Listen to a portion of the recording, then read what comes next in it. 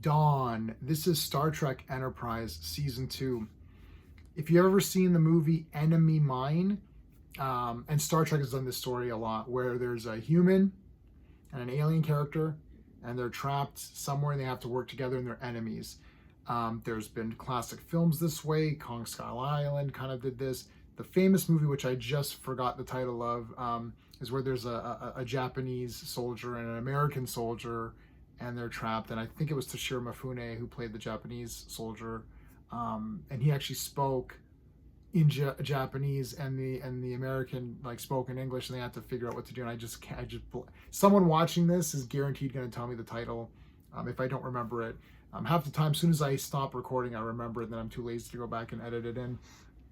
But I mean, so this concept's been done many times. We're going to review this episode, of course, using the space system that I have, which is story, pacing, artistry, characters, enjoyment. In each category gets a score between 0 and 2. 2's the best you can get in any category. Don't even need my notes for this one because it's so easy. I'm giving the storyline a friggin' 2 out of 2. First of all, Trip is one of my favorite Star Trek characters of all time.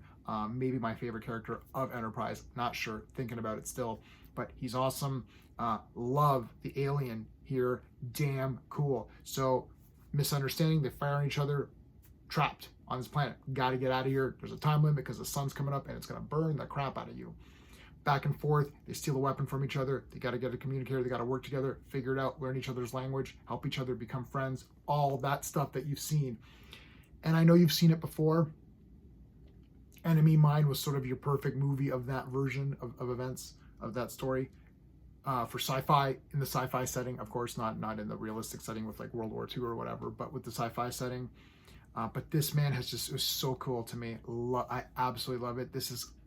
I'm close to saying this is kind of what Star Trek is really about. You know what I mean? This is one of the main things about Star Trek and why it's so awesome. The pacing, I'm giving it a 2 out of 2. I know that you're thinking, well, that's just them on that planet, but they do cut away to some tension with Enterprise looking for Trip and the other ship looking for its guy, and then they've got to kind of work together. And then we got to Paul throwing in saying, we've tried to, the Vulcans have tried to talk to these guys. They're not that receptive. I don't know. Of course, Archer's going to do a lot better because, he's more personable, I guess, than a bunch of diplomatic Vulcans. But I think it's very well paced. It's very exciting to me to see how they're going to come through this. If they're going to both survive. I mean, Trip's going to survive, duh.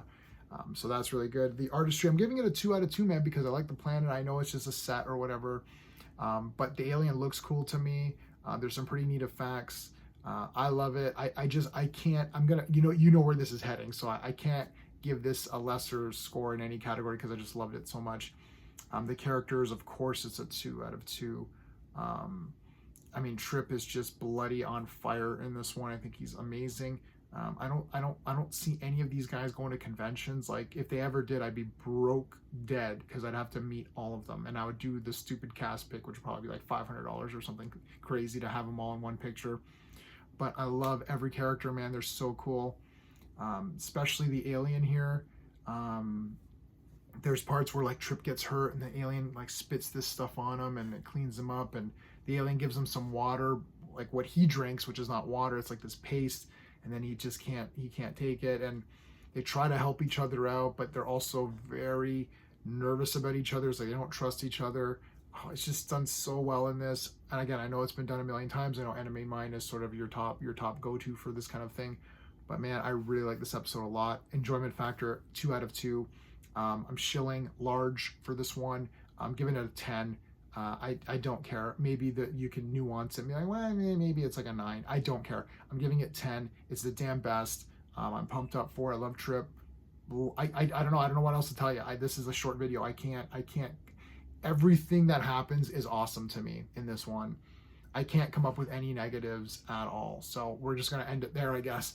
If you like my space system, please like the videos. Share some of these videos if you're inclined. I don't think Enterprise gets a lot of talk, to be honest with you. I was trying to find, there's some Star Trek channels which are heavy duty. My buddy Classic Comics, who's a subscriber, and you'll see him on my stream sometimes, he's doing all of these as well. And Anti-Derivative Jill, is another channel. So both those channels you can find, you can search for them. They come on all, and she'll share my, Jill will share my, my videos, and Classic does his own. So they do a lot of Star Trek stuff. So besides them, I don't really know too many. Saturday Night Star Trek, hosted by Clobberin Times, my good friend, who we lost recently, who does a lot of streams with me. Him and his team were doing fantastic work with Star Trek, doing these Star Trek Saturday Nights. I believe they're all archived, so you can still find all of that stuff on his channel. They didn't get to Enterprise, unfortunately, but they did do Next Gen, Original, Deep Space Nine, and a whole chunk of Voyager. So if you're so inclined, check those out as well. That's it, everybody. Thanks for watching. Until next time.